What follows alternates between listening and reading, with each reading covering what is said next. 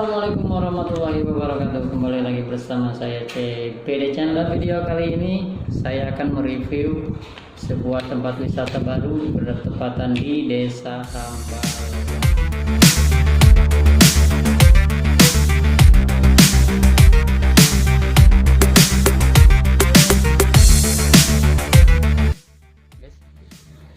Oke bro, beginilah kondisi saat ini.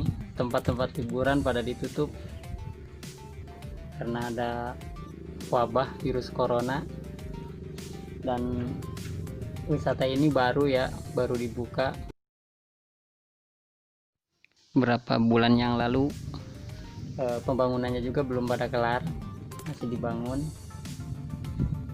Di video terakhir akan kita lihat video yang sudah saya buat waktu ini masih dibuka, masih rame, dan video tersebut saya rekam dari atas menggunakan kamera drone. Oke, ikutin terus perjalanan kita selanjutnya untuk mereview-review tempat wisata-wisata yang lain.